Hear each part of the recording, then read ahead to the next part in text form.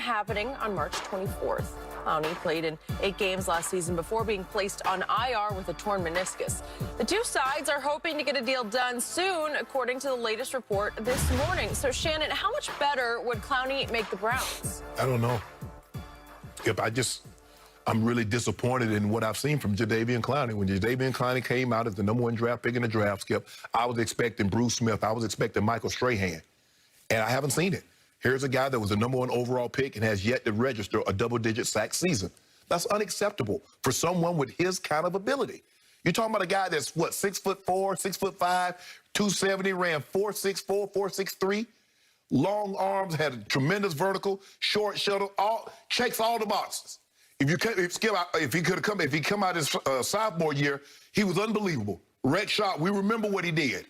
And then the next year, he kind of shut it down because he didn't want to get injured. He knew that if I just come off the field healthy, I'm going to be the #1 overall draft pick. But, Skip, I haven't seen the tape doesn't match the physical ability. Now, he's very good at stopping the run because he guesses a lot. He'll jump inside, jump outside. He got a great initial move, and he catch you guessing. He can go backdoor you. But he had his best season. He had a couple of years alongside J.J. Watt. But his best season came when J.J. was hurt in 2016. Is when he had 9.5 sacks. Skip, J.J. wasn't there. You would think playing alongside J.J. Watt, who at that point in time, Skip, was a 3-time Defensive Player of the Year, man, I'm going to rack up because they're going to slide protection to him. I'm going to get one-on-one. I'm going to whip somebody butt all day long. And it just never materialized. Was he an impact player in Tennessee? Was he an impact player at Seattle? Now, maybe he has better success alongside Myles Garrett. They got nice look. Hey, Sheldon Rich. I think he's still. I think he's still. No, he's there. So, Sheldon Richardson. Yeah, Sheldon Richardson, and you got Myles Garrett. Ogunjobi, if I'm not mistaken, went to Seattle. But they got some. Tack McKinney's still there, so you'll have a rotation. Right. Yep. They got some nice little back end, Skip. Yep. But I can't sit here and say, oh, he's going to make a huge difference, because I haven't seen the difference that he's made at a lot of the locations that he's been. Okay, I hear everything you just said, but I still think Jadeveon Clowney, who just turned 28 years of age, right. That's just shocking to me. Just 28 in February. I still think he has a lot of very good to great football left in him if you can push the right button. If he's in a situation that he feels comfortable in. He obviously did not feel comfortable in Seattle. I don't know why. And he got hurt last year with Tennessee and needed to get his knee scoped. So he only played 8 games in Tennessee and had a meniscus tear. And had no sacks in those games. Although your favorite website, Pro Football Focus, graded him the 20th best edge rusher out of 125 graded just in those 8 games. So they're saying he was doing something at a fairly high level, which might be stopping the run. I think he's very good at the run. But, Skip, when you go #1 overall, they don't take run stoppers #1 overall. They want you to get to the quarterback. Okay, to me, I've been banging my side of the table over here for my Cowboys to go sign him. Because, to me, he's the best buy left on the market by far. Because, to me, if you add him to what's already been added in Cleveland, especially on the defensive side, if you want to call him the cherry on top or the icing on the cake or whatever you want to say, I believe he makes them, as the final piece of the puzzle, at least a Super Bowl contender in the AFC. Because they were on the rise last year. He does that all of a sudden? I can see if he had a track record, Skip. 2016, Pro Bowl. 2017, Pro Bowl. 2018, Pro Bowl. I don't know. That's pretty great to me. Skip, he's only been the second team All-Pro 1 time. Okay. Well, I'd take him. I'll take him because they're going to get him for next to nothing. You know they are. You know they're just stonewalling him right now. And he's going to have to sort of crawl to Cleveland and say, will you give me a chance? Yep, they'll give him a chance. Skip, this was the guy that says, I'm going to reset the market. I'm going to reset the market. 3 sacks doesn't reset a market. Well, a lot of times the market is dead wrong. No, Skip, if he goes out there and he puts up a Khalil Mack or an Aaron Donald type of a season, Skip, that's what you expect, what you see Aaron Donald do.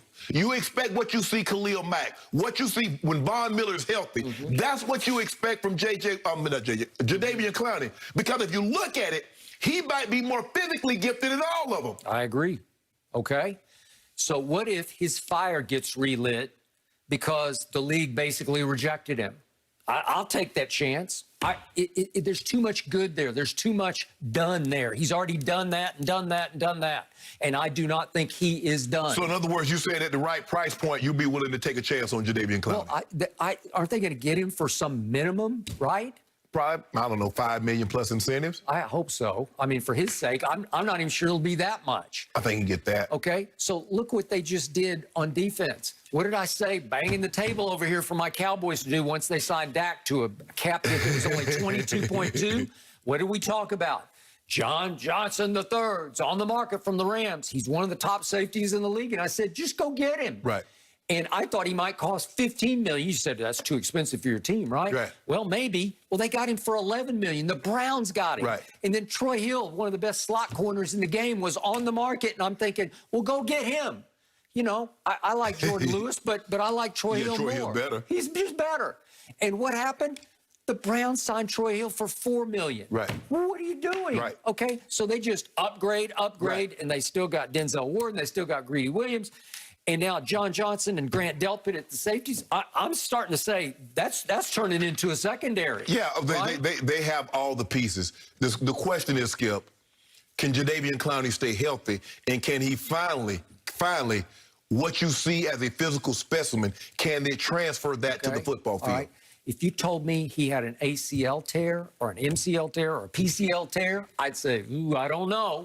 My red flag would fly. But on this one, he had a meniscus surgery, and I've had 3 of them for what it's worth, and I'm going strong. You know, like I call them minor. Sometimes they can go major. Right. If you have a really serious tear in that cushion between your bones and your knee, it can get fairly serious, but it's not serious like a ligament tear. Right. Right? But the question is, Skip, okay, you say he's 28, but you remember his rookie year, he had an injury on his foot.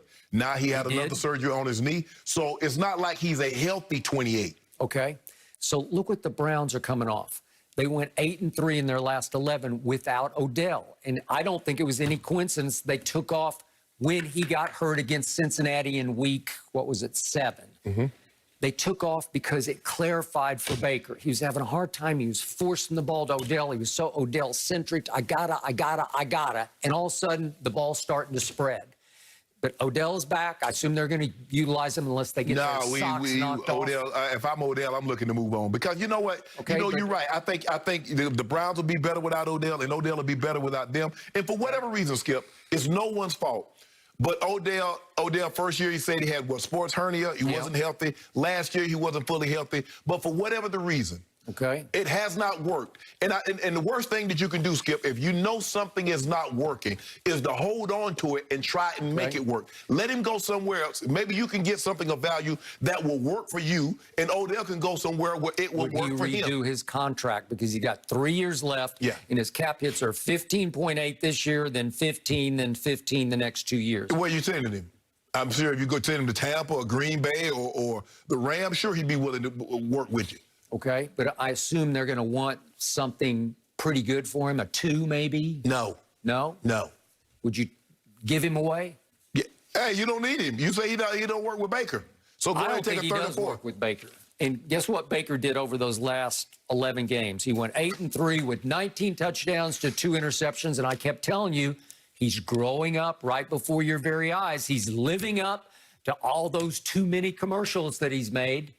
Skip, it's just hard for me to believe that a guy like Odell, with his first 4 years, what he had, and I know injuries are part of it. And I think injuries have a lot to do with why we haven't seen the Odell that we saw the first 3 or 4 years of his career. But it's hard for me to believe that the guy can't run a route, the guy can't get open, the guy can't catch the football anymore. Okay. I mean, we say Eli was washed, and Odell was putting up numbers that nobody had ever put up before with a washed quarterback. Okay. Where's he ever won? Where's he ever made winning happen? No, he got to the one playoff game, and what did he do before that game? He led his group of receivers down to South Beach to get ready for a game on the frozen tundra of Lambeau Field. It was an error in judgment, Skip. Okay. We can't use that on the man's head forever. So, in his heart of hearts, if you put Baker Mayfield on a lie detector, I think he'd tell you, if I have Odell and Rashard Higgins, still has Austin Hooper, Harrison Bryant, that kid, the tight end that they drafted is just starting to come on. Njoku is still there. He can hand it to Chubb. He can toss it to Kareem Hunt, or either way. I think There's some firepower on this offense. I think if you were to put both the Browns and Odell, they believe it'll be better if they parted ways. I think you're right. Who had the graded #1 offensive line in pro football last year? Oh, the Browns are loaded. The Cleveland Browns. Yeah, the Browns are loaded. Woo. They're loaded. That's why I say cherry on top at a bargain basement price for Clowney. I'll take him. Man, guess what? Lamar put foots in him. All that. Lamar Jackson put foots in him. Lamar was in the locker room watching it. He said, okay, that's enough. Baker done had enough praise. Y'all done talked about him enough on Monday night. Let me come out here and do something bad to him. Okay. And you've talked about how Lamar needs to improve throwing the football. He throw well enough to beat Cleveland. Okay. He's not what he do. He can do that. Well, Baker sure improved. 19 touchdowns to 2 interceptions over the last 11 games, including a big game at Pittsburgh. They blew out the Steelers, and he played okay at Kansas City, but they lost because they could not stop Kansas City. And if Joe Burrow come back healthy, guess what? All them numbers, he's still the 4th best quarterback in the division. With a healthy Joe Burrow. Is he? Yeah. You taking him over Lamar? No. He had a good year last year. Whew. Even big Skip, as bad as Ben not throwing the ball but like 6 yards at a clip, Ben still had what, 30 touchdowns? They got to 11-0.